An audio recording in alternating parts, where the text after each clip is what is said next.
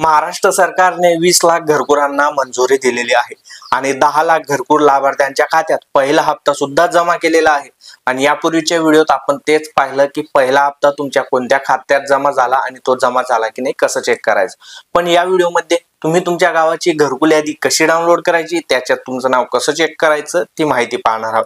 त्यामुळे व्हिडिओ शेवटपर्यंत पहा आणि चॅनलला पहिल्यांदा भेट दिली असेल तर सबस्क्राइब करून टाका।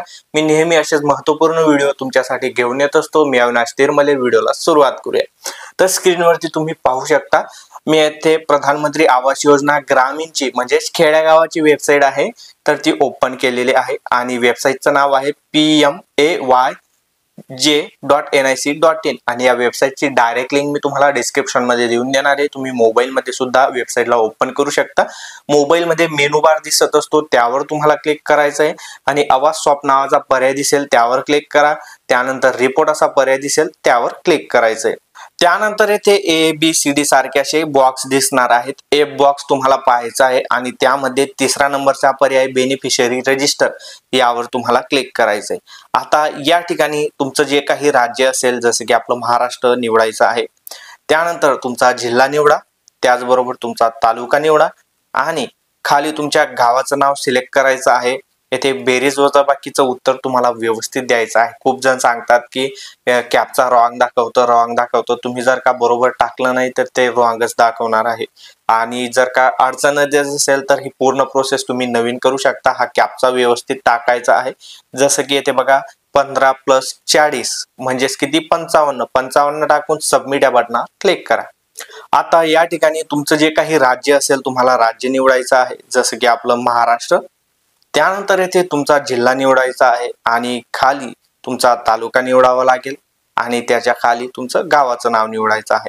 त्यानंतर येथे बघा आन्सर इज, येथे या कॅप्चा मध्ये येथे जे काही दिलेलं आहे 69 - 50 तर याचं उत्तर टाकावं लागेल। खूप जणांना याच ठिकाणी अडचण येत असते की कॅप्चा रॉंग सांगतं तुम्ही चुकीचा टाकला तर ते चुकीचाच सांगणार आहे।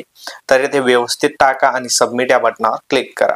तर या ठिकाणी पाहू शकता अशा प्रकारे तुमच्या गावाची घरकुल यादी तुम्हाला पाहायला भेटून जाईल आणि यामध्ये तुमचं नाव आहे की नाही तुम्ही एक एक करून चेक करू शकता। आता एक प्रॉब्लेम येते असा येतो की डाटा नॉट फाउंड असा एरर खूप जणांना येतो। याचा अर्थ काय होतो की तुमच्या गावाची घरकुल यादी ऑनलाईनला अपलोड केलेली नाही, ती लागली असेल पण ती ऑनलाईन सुद्धा अपलोड करावी लागते आणि जर का अपलोड केली नसेल तर नॉट डाटा फाउंड असा एरर तुम्हाला येणार आहे।